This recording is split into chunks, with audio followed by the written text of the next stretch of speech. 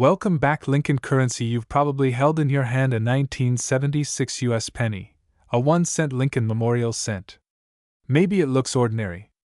But like many coins, when you dig deeper, learn its design, its history, its rarity, and the condition, there are stories and value attached.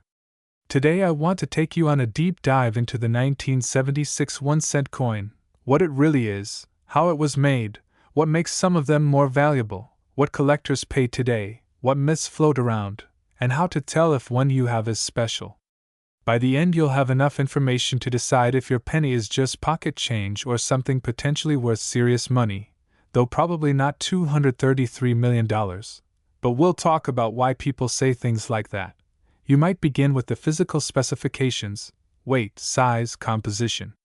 The 1976 Lincoln Memorial cent is a coin that was part of everyday circulation. It was not redesigned for the bicentennial, unlike quarters, half dollars, dollars that year. Its design features and composition reflect the standard Lincoln cent design in use since 1959, the memorial reverse by Frank Gasparo, and the obverse that goes back to the original Victor David Brenner design of 1909, with some modifications over time. Here are the specs.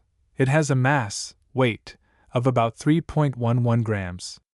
Coin week +2. Coin value checker +2. Its diameter is approximately 19.05 millimeters. Coin value checker +2. Coin week +2. Edge is plain, smooth, no reading. Coin week +2. Coin value checker +2. Composition is 95% copper and 5% zinc and tin, the alloy used before the major change in 1982 when the US penny started being mostly zinc with copper plating. Coin week +2. Coin value checker +2. So physically, this is a fairly standard copper penny from that era.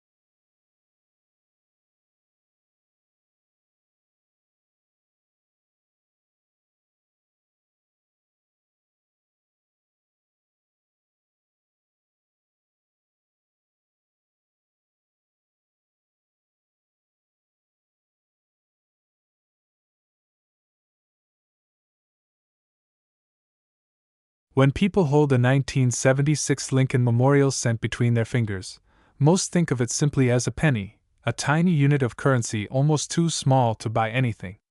Yet this small copper disc carries the legacy of one of the most recognized figures in American history, Abraham Lincoln, and it is a direct descendant of a coinage design lineage stretching back to 1909. The story of this cent begins decades earlier, when the United States Mint sought to honor Lincoln on the centennial of his birth. Victor David Brenner, a Lithuanian-born sculptor, created the iconic portrait of Lincoln that first appeared on the cent in 1909, replacing the Indian head design that had been in use since 1859.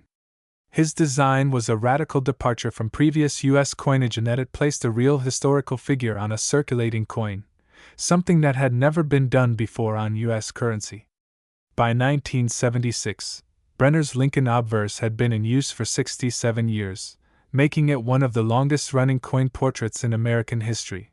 The reverse of the 1976 cent shows the Lincoln Memorial, an image that first appeared on the cent in 1959 to mark the 150th anniversary of Lincoln's birth.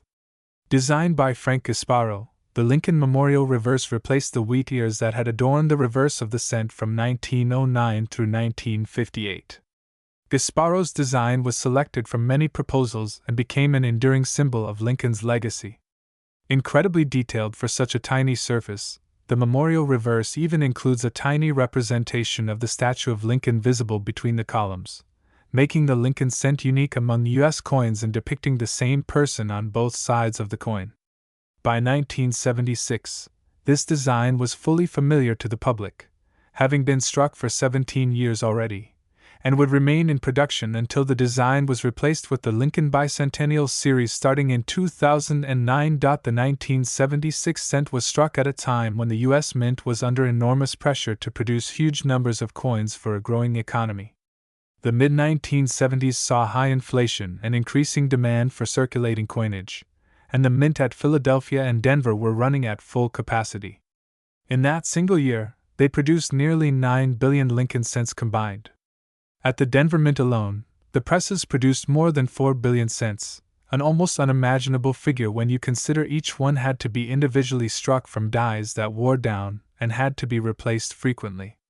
Each die would strike thousands upon thousands of blanks until its features blurred and the Mint's quality control teams pulled it from service.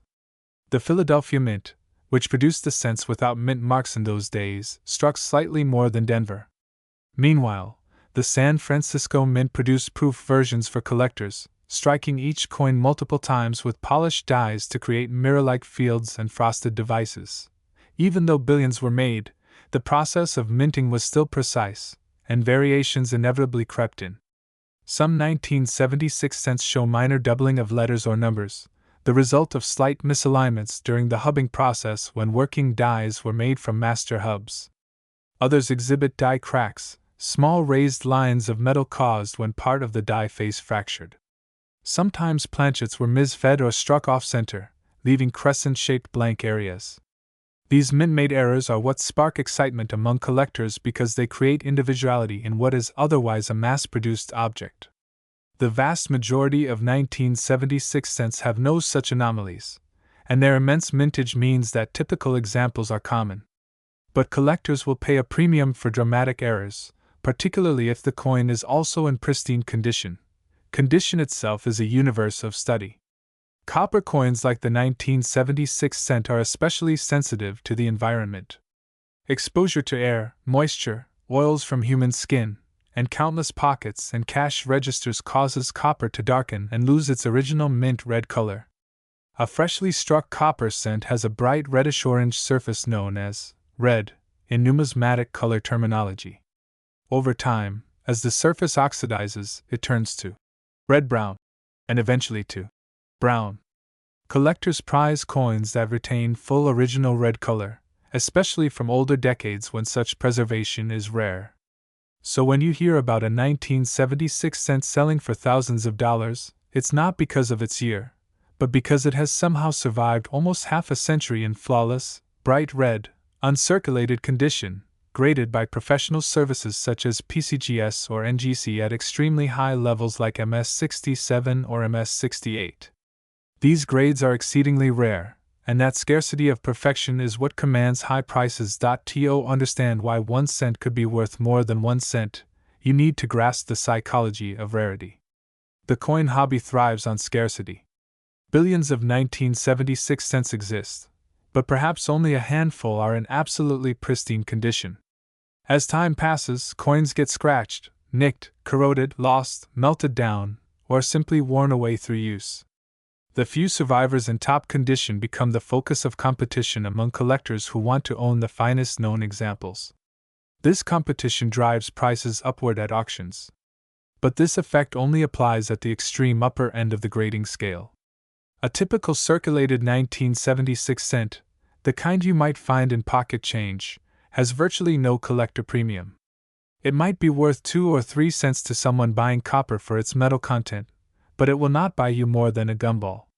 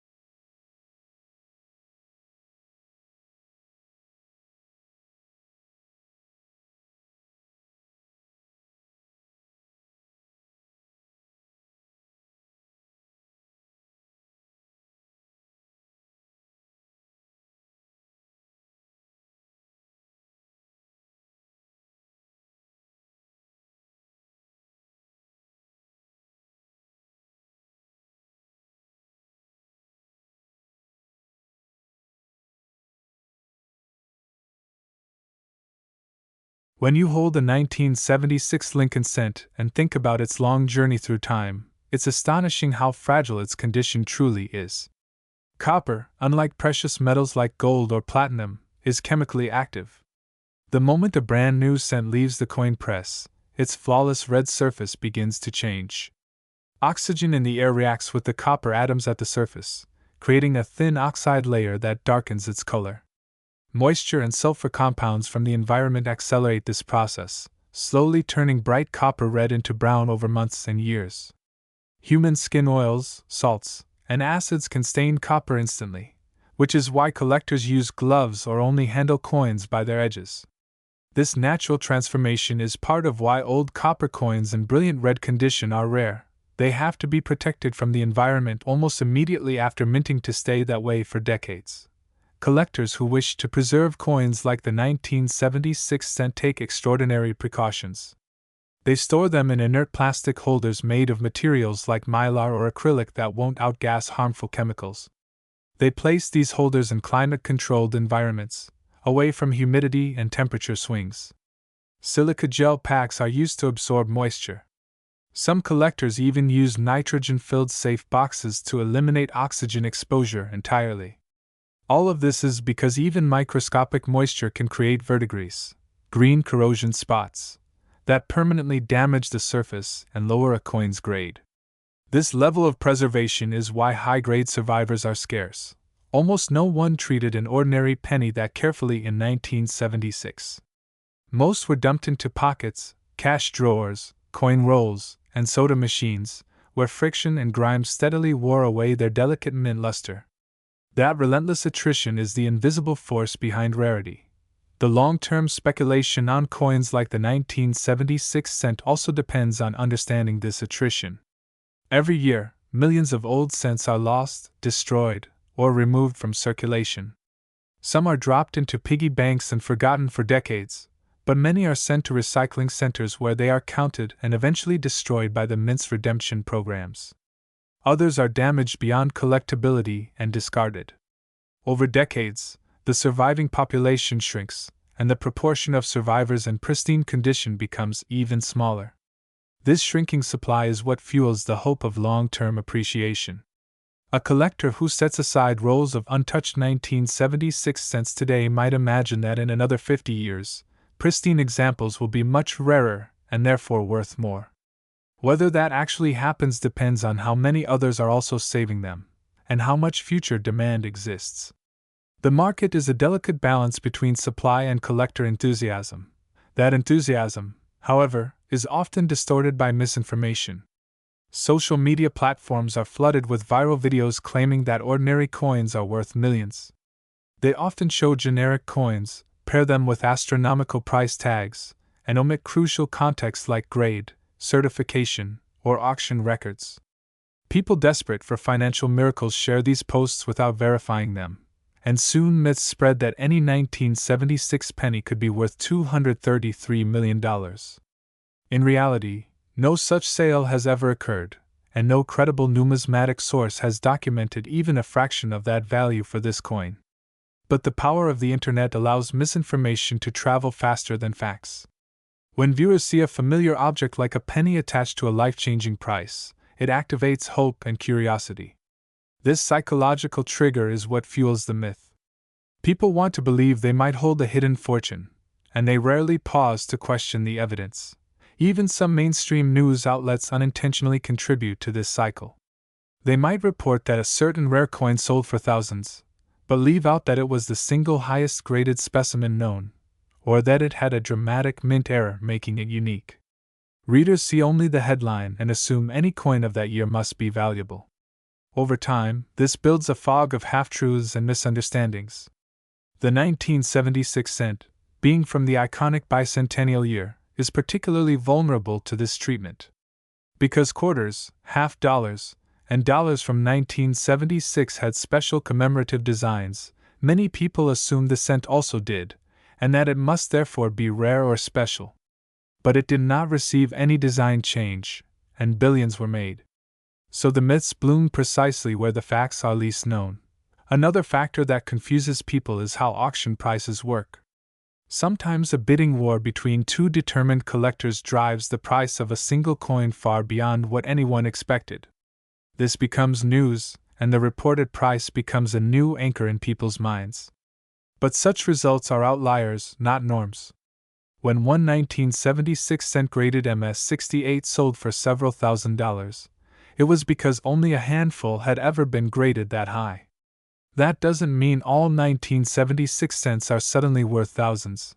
It means that the population of coins at that grade is extremely small, and two collectors were willing to compete for it at that moment. If either collector had dropped out, the price would have been far lower. So even real auction prices can create misleading impressions if the context is ignored. Market value is not a fixed number. It is the point where desire and rarity intersect in one fleeting moment. The population of graded coins is also constantly evolving. Every year, more collectors send 1976 cents to be graded. Some come back with high grades, increasing the known population at those levels. When the population rises, the price usually drops, because rarity has been diluted. This is another reason speculative hoarding can backfire. Someone might hold on to dozens of uncirculated 1976 cents for decades, hoping they will be rare someday, only to find that thousands of others did the same thing and the supply of pristine coins is still huge. This has happened with many modern coins. In the 1980s, rolls of uncirculated 1950D nickels sold for hundreds of dollars each because they were thought to be scarce. But as hoarded supplies emerged, the price collapsed. The same risk applies to 1976 cents. Their huge mintage means countless rolls exist in bank vaults, collections, and attics, waiting to trickle back into the market. To avoid such pitfalls, seasoned numismatists focus less on quantity and more on quality. They seek coins that are not just uncirculated but visually exceptional, with blazing luster, razor-sharp strikes, and minimal contact marks. They look for eye appeal, the subtle glow and symmetry that make a coin stand out. They also target dramatic mint errors that are genuinely rare, such as double-struck coins, off-center strikes with full dates visible, or coins struck on the wrong planchet. These anomalies are truly scarce and often command strong premiums regardless of year. A 1976 cent struck on a dime planchet, for example, would be far more valuable than a perfect normal 1976 cent simply because such mistakes are rare. This nuanced strategy is the opposite of the viral myth that any old penny could be worth millions. It's not about the year on the coin, it's about its uniqueness, condition, and appeal to competitive collectors.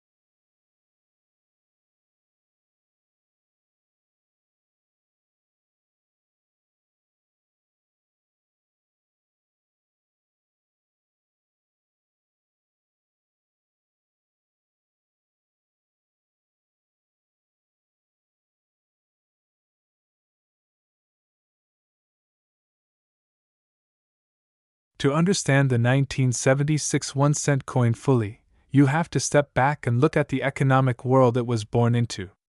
The mid-1970s were a turbulent time for the United States. The economy was still reeling from the oil shocks of 1973, and inflation was running high. Prices of everyday goods were rising, wages were strained, and the value of the dollar was eroding. Even small coins like the cent were caught up in this storm. The cost of the raw copper used to make them was climbing, and the mint was beginning to face the strange situation where the metal inside the penny was worth almost as much as the coin's face value. In 1974, the U.S. Mint had even experimented with making cents from aluminum to save money, producing over 1 million aluminum cents as test strikes, but they were never released to the public.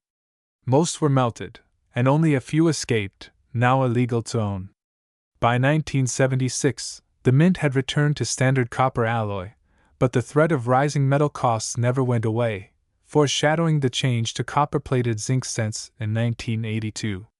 So the 1976 cent stands as one of the last of the classic heavy copper cents, each containing about 95% copper and 5% zinc and tin, weighing 3.11 grams. Every single one was a tiny disk of real metal at a time when the world's monetary systems were shifting from metal value to fiat abstraction.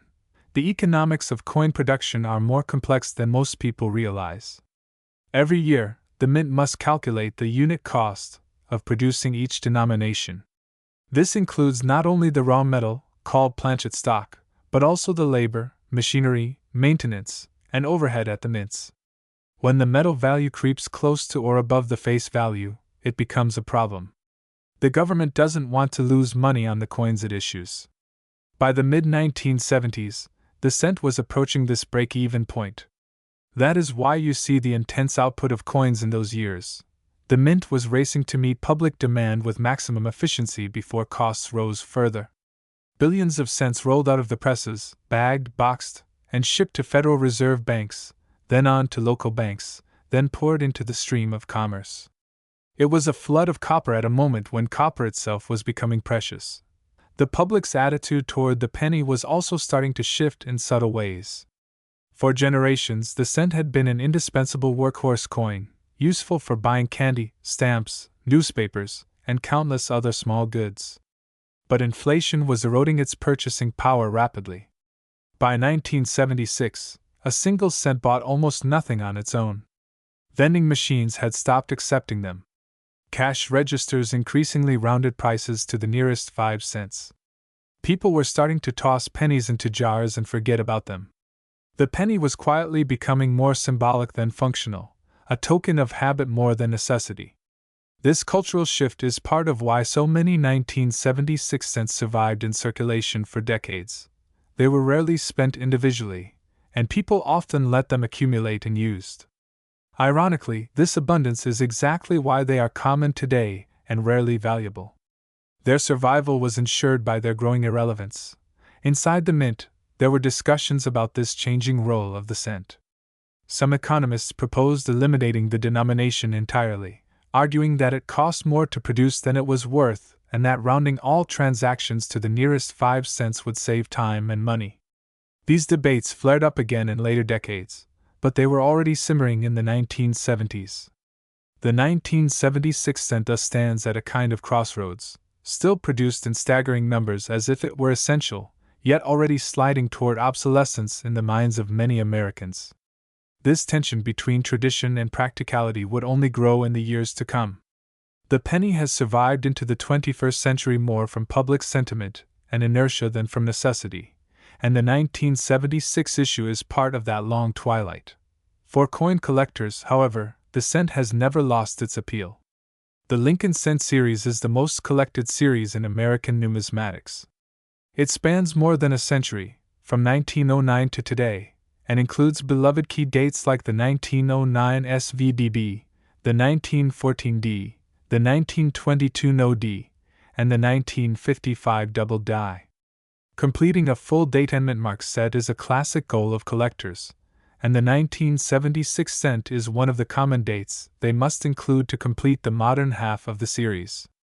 In this way, the 1976 cent has a secure place in the great timeline of Lincoln cents. It may not be rare, but it fills an essential slot. Some collectors focus on building year sets with one coin from every year, and for them the 1976 is part of the bicentennial story, adding historical resonance even without a special design. Others build typesets, showing how the design and composition changed over time. In such sets, the 1976 stands as an example of the classic copper Lincoln memorial cent, bridging the gap between the early wheat cents and the later zinc cents. There is even a niche of collectors who specialize in just one year, assembling as many high-grade examples and era varieties of that year as possible. For them, 1976 offers a vast hunting ground. With billions minted, there are countless minor die varieties, small differences in die polishing, spacing, or letter shapes. Some collectors spend years cataloging these subtle varieties, assigning them numbers in specialized guides. It becomes an almost microscopic quest, turning what seems like a simple common coin into a world of nuance. This is the hidden depth of numismatics. Even a coin worth 1 cent can support a lifetime of study if you look closely enough. The 1976 cent is like a forest of copper trees, each one slightly different if you have the eye to see it. Beyond collectors, the general public still interacts with these coins every day, often without noticing their date. Many 1976 cents are still in circulation even today, mixed among newer zinc cents. You can often tell them by weight if you balance them on your finger. They feel slightly heavier and make a different ringing sound when dropped on a table. Their copper content gives them a warmer tone and more solid feel than the newer coins. To someone trained in coins, picking a 1976 cent from a pile is like spotting an old friend in a crowd. It is a small flash of the 1970s surviving into the present, a piece of metal history quietly doing its humble job. The economics of their future value, however, depend on forces beyond sentiment. If copper prices ever soar again, there could be renewed interest in hoarding pre-1982 cents like the 1976. During past copper spikes, people have hoarded these older cents by the tens of thousands, storing them in 5-gallon buckets, hoping to profit if melting them becomes legal. But laws still prohibit melting cents or nickels for their metal content, and unless that changes, the value of their copper is locked inside. More likely, their future value will come from the slow attrition of time. If most are eventually lost, corroded, or destroyed, the few pristine survivors could become desirable to collectors decades from now. This is the long arc of numismatics. What is common now can become rare later, but only if people stop saving them. As long as millions are preserved in bank boxes and collections, scarcity will elude them. Yet their enduring charm defies pure economics. Each 1976 cent is a copper postcard from America's bicentennial year, from a time of parades, flags, fireworks, and national reflection. It carries the quiet dignity. After 1976, the Lincoln cent kept quietly circulating through the lives of millions of Americans, but change was coming for it. The rising cost of copper that had haunted the mint during the 1970s did not go away. Through the late 70s, copper prices climbed even higher, and by the early 1980s the melt value of the metal in each cent was beginning to exceed its face value. This posed a serious problem for the mint. If people started melting cents for profit, millions could disappear from circulation, causing a coin shortage. The mint had seen this kind of behavior before with silver coins in the 1960s when silver prices rose. So in 1982, after years of research and testing, the U.S. Mint made a radical decision. It changed the composition of the cent for the first time in generations. The old 95% copper alloy was replaced with a core of zinc, making up 97.5% of the coin's weight, coated with a thin layer of copper plating. The new zinc cents weighed only 2.5 grams, noticeably lighter than the old copper cents like the 1976 issue. It was the end of an era. This change divided the Lincoln cent series into two distinct eras: the pre-1982 copper cents and the post-1982 zinc cents. Collectors instantly noticed the difference. The copper cents felt more substantial in the hand, with a warm, rich color and tone. The zinc cents felt lighter, thinner in sound when dropped, and they corroded more easily when exposed to moisture, often developing ugly bubbles under their copper plating. Over time, this made collectors appreciate the older copper cents even more. The 1976 cent, being one of those classic heavy copper coins, became part of what many collectors call the real pennies, the ones made of true metal rather than the delicate zinc cores of modern coins. This perception gave the 1976 cent and its pre-1982 siblings a certain aura of durability and authenticity that newer cents lacked. They became the solid backbone of Lincoln cent collecting, while the zinc cents seemed like flimsy newcomers. The composition change also added an interesting twist to the Lincoln cent series because 1982 itself was a transitional year. Both copper and zinc cents were struck that year, and they look identical to the naked eye. Only by weighing them or measuring their thickness can you tell which metal they are. This created a fascinating boundary line in the series. Collectors often build sets of just the copper years, from 1909 through 1982, with 1976 sitting proudly near the end of that run. It marks the last years of what many see as the golden age of copper cents, a period when the coins had real intrinsic value in their metal content and were built to last. Holding a 1976 cent alongside a modern zinc cent makes the difference clear even to a casual observer. The older coin rings with a solid note when dropped on a table, while the newer one gives a dull click. That sound alone has become a kind of secret handshake among coin collectors. Even though the composition changed, the design did not. The Lincoln Memorial reverse, introduced in 1959, remained in use on both the copper and zinc cents all the way until 2008. This continuity means that visually, a 1976 cent looks almost identical to a 1982 cent, yet beneath the surface they are entirely different coins. This subtle split adds depth to collecting. A complete Lincoln Memorial cent set includes both compositions, and collectors often keep their copper and zinc examples separated. Some even build specialized subsets of just the copper years, polishing their albums with bright red 1970 SIXS alongside earlier gems. The shift from copper to zinc also taught collectors how to appreciate the effects of metal on preservation. Copper, though prone to toning, often ages with beauty, developing rich chocolate browns and smooth surfaces. Zinc cents, in contrast, tend to develop pitting, blisters, and corrosion if not carefully stored. This difference only enhanced the reputation of older copper cents as superior, and the 1976 cent benefited from that rising esteem. As time passed, the 1976 cent became a quiet benchmark of quality. Collectors often use it as a test coin to calibrate their grading eye because so many survive in every condition, from worn to gem. Looking at a 1976 cent in well-worn condition shows how Lincoln's cheek and jaw flatten first, how the steps on the memorial blur, how the fields pick up hairlines and contact marks. Looking at a pristine 1976 cent shows the opposite, glowing red luster swirling like satin, sharp beard hairs on Lincoln's chin, full separation of the steps on the memorial. Because there are so many 1970 SIXS to compare, they are ideal practice coins. Beginners cut their teeth grading 1970 SIXS, learning to see what details are lost with each level of wear. This has made the 1976 cent quietly indispensable in numismatic education, a teaching tool hiding in plain sight. Meanwhile, the Lincoln cent itself continued its long march through history.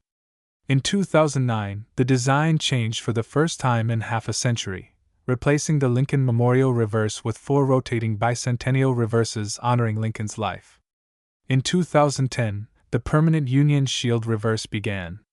But collectors never stopped valuing the earlier memorial cents, especially the copper ones. They represent an entire era of American coinage, and the 1976 issue sits squarely within it as a midpoint, neither early nor late, but timeless. It is old enough to feel historic, yet modern enough to still be common in circulation. This dual identity makes it a perfect bridge between past and present in any Lincoln cent collection. Even today, when people sort through jars of change, the sight of a 1976 cent still sparks curiosity.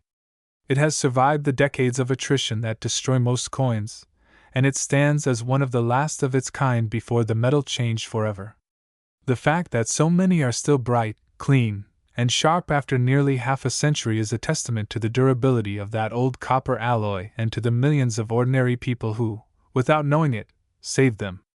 Their survival means they are not rare, yet their persistence gives them a quiet power. They are everyday history, survivors of a vanished age of metal money, small copper witnesses to America's bicentennial and everything that came after. In the great river of Lincoln cents, the 1976 issue is a shining copperstone that refuses to wash away.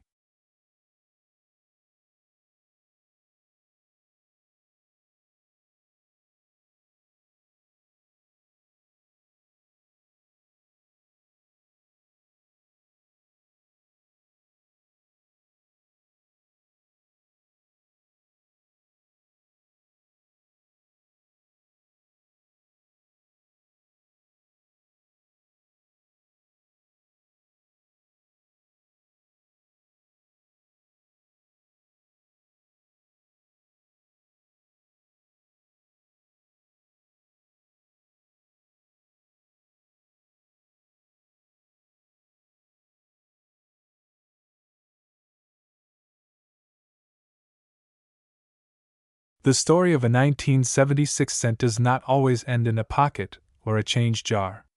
Some of these coins are destined for far greater adventures, moving from everyday circulation into the world of professional grading and certification, where they are treated like tiny works of art.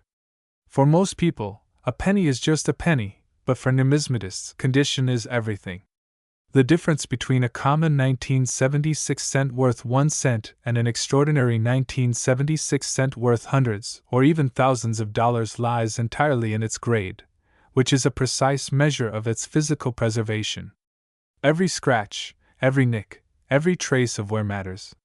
Collectors use the Sheldon grading scale, which runs from 1 to 70, with 70 representing a perfect coin without a single flaw even under magnification. Most coins circulating in pockets for decades fall somewhere between grades 3 and 20, showing heavy wear. Uncirculated coins that never entered commerce can reach grades from 60 up to 70.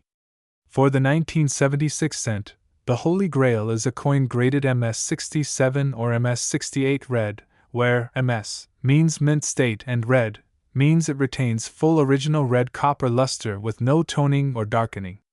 These top-grade examples are extremely rare because nearly every coin gets tiny contact marks from the minting and handling process. Out of the billions of 1976 cents struck, only a handful have survived in such pristine condition. To find one of these gems, collectors use a combination of keen eyesight, patience, and luck. It begins with raw coins, sometimes pulled from old rolls, original bank-wrapped bundles, or forgotten hoards stored away for decades. Roll searching is a time-honored ritual in coin collecting. A collector will buy a box of penny rolls from a bank, each roll containing 50 coins, and spend hours under a bright light with a magnifying glass, checking each coin for color, luster, strike sharpness, and damage. The vast majority will show wear or spots or dull brown toning, but once in a while, a coin gleams like it was minted yesterday. These are the candidates for grading. Before submission, collectors often handle them only with cotton gloves or by the edges to avoid fingerprints, because even a single fingerprint can lower a coin's grade forever. The most promising coins are carefully packaged and sent to professional grading services like PCGS, Professional Coin Grading Service, or NGC, Numismatic Guarantee Company. There they undergo a meticulous evaluation by multiple experts working under magnification and controlled lighting. They check the coin's surfaces, strike, color, and originality. If it meets their standards, they encapsulate it in a tamper-evident holder, called a slab, with a printed label showing its grade and a unique serial number. Once slabbed, a coin's life changes completely. It is no longer just a piece of money, it is a certified collectible, its grade frozen forever like a snapshot in time. The market value of these slabbed 1976 cents depends heavily on the grade on that label. A coin graded MS63 might be worth only a few dollars, MS65 perhaps $20, but at MS67 or MS68, prices can explode into the hundreds, or even thousands because the population of such coins is so tiny. This phenomenon is called the condition rarity premium. It means that even though the date is common, flawless survivors are rare, and rarity drives value. Collectors who chase these top-grade examples often use population reports from the grading services, which list how many coins of each date have been graded at each level. If only 3 examples of a 1976 cent are known in MS68 red, those 3 coins become trophies that elite collectors will compete fiercely to own. Auctions can push their prices into astonishing territory as bidding wars break out among those determined to complete the finest Lincoln cent set in existence. This is how a 1-cent coin can suddenly command prices that seem unimaginable to the casual observer. The grading process also helps to protect collectors from counterfeits or altered coins. While the 1976 cent is not a common target for counterfeiting, the stakes are high enough at the top grades that some unscrupulous people have tried to artificially enhance ordinary coins. They might clean them. Not every 1976 cent left the mint exactly as intended. In a production process that struck billions of coins, even the slightest glitch could produce strange and spectacular errors, and these minting mistakes have become some of the most sought-after treasures in the world of numismatics. The very idea is intoxicating. A coin worth 1 cent by law, yet because of a flaw, it becomes worth hundreds or thousands to collectors who prize its uniqueness. Errors are the wild side of coin collecting, the unpredictable bursts of chaos in an otherwise orderly system. And among the oceans of perfectly normal 1976 cents, a few of these oddities slip through. One of the most dramatic types of error is the off-center strike. This happens when the blank planchet is not seated correctly in the coining chamber, and the dies strike it partly off the edge. The result is a crescent-shaped blank area where no design appears, while the rest of the coin shows a partial portrait or memorial. Minor off-centers of 5% or 10% are common, and usually bring only modest premiums, but when the strike is way off, 50% or more, and still shows the full date, collectors go wild. A 1976 cent struck 60% off-center with the date visible can sell for hundreds of dollars.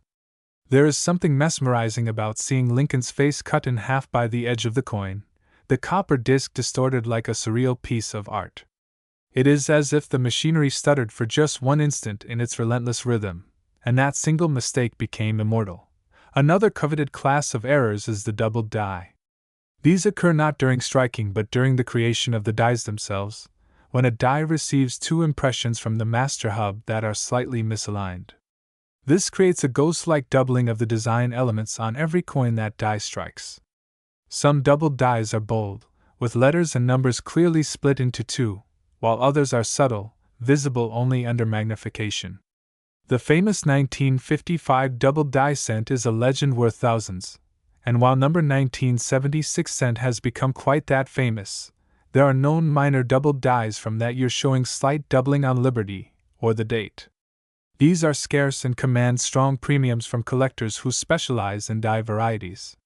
They prove that even in an era of mass production, individuality still sneaks in through microscopic accidents.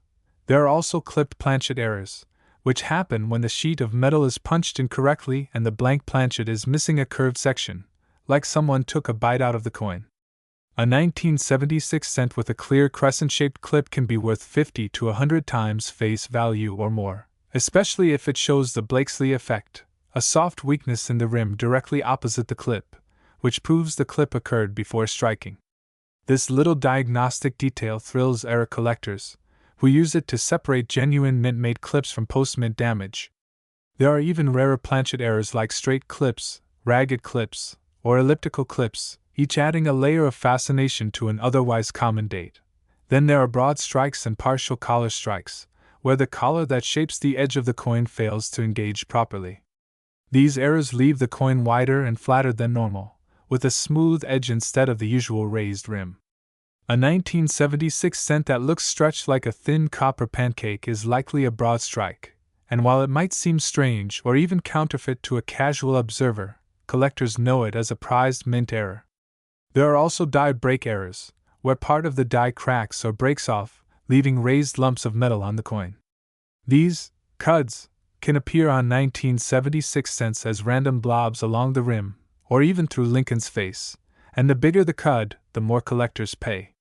It is the chaos of the mint captured in metal forever, like a fossil of a machine's mistake. Striking errors can also produce double strikes, where a coin is struck once and then accidentally struck again slightly off-center. This creates a dramatic overlapping image: Lincoln's head ghosted twice, the date doubled, the memorial twisted. A double-struck 1976 cent can fetch hundreds or more, especially if both strikes are clear and complete. There are even triple strikes, though these are exceedingly rare.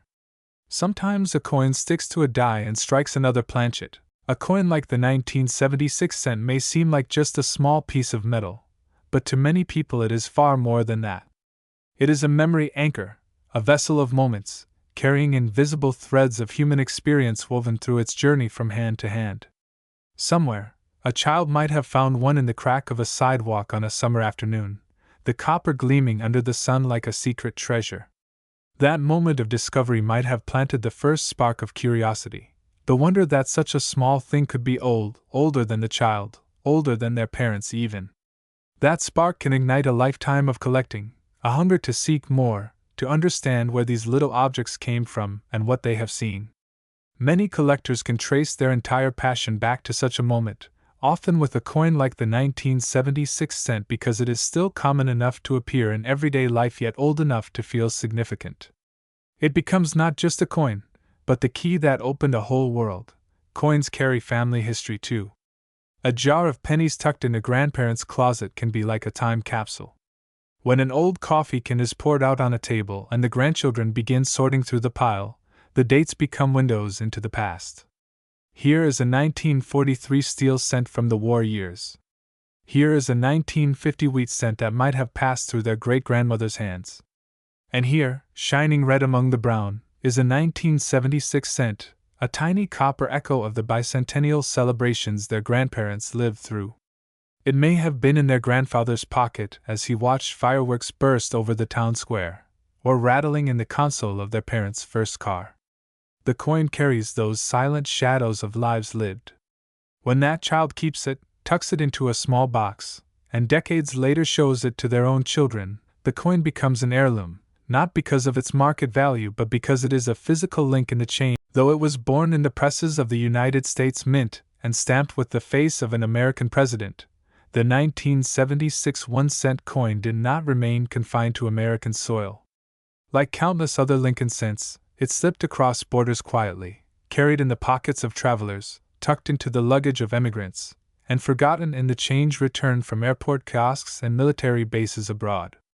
Over the decades, they scattered like seeds, embedding themselves in the soil of the wider world.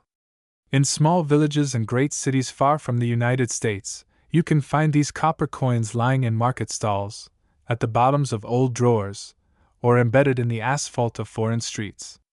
Their journeys are almost invisible yet immense, tracing the global pathways of American lives. Part of this spread came from tourism. The 1970s were a period of growing international travel for Americans, and as they roamed the world, their coins roamed with them. Someone might have flown to Paris with a pocket full of loose change and tipped a street musician with a handful that included a 1976 cent. Someone else might have dropped one onto a cafe table in Tokyo while fumbling with unfamiliar yen. A backpacker might have slipped one into a hostile donation jar in Kathmandu, never noticing it was foreign to everyone around them. These moments were small, accidental, and unrecorded, yet they multiplied by the millions. Each tiny copper coin carried, long before it slipped into a pocket or rattled in a cash drawer or waited to be discovered decades later by a curious collector, the 1976 cent began its existence as raw metal. Its story started not in a bank or a store, but in the industrial heart of the U.S. Mint, where towering coils of copper-plated zinc and copper alloy gleamed under harsh lights. Back in 1976, the cent was still made mostly of copper, 95% copper, with just 5% tin and zinc blended in, and this gave it that rich red glow that has enchanted collectors ever since. The metal arrived at the mint in enormous rolls, heavy as automobiles, and workers fed those coils into powerful blanking presses. With each thunderous stroke, the machines punched out hundreds of smooth round discs called planchets, the raw bodies of coins. They rained down in a clattering chorus, a metallic waterfall that marked the first heartbeat of each coin's life. Those planchets were then tumbled and washed, their sharp edges softened, their surfaces brightened to a uniform shine. They rolled like tiny suns along vibrating tracks until they were ready for the furnace. There, in intense heat, they were annealed, softened to the perfect hardness so they could withstand the crushing power of the presses without cracking. Afterward, they were cooled, cleaned again, and carefully measured for exact weight. Any disc that was too heavy or too light was rejected, because even the smallest imperfection could disrupt the delicate balance of millions of coins. Only those that met the mint's precise standard were allowed to continue on their journey.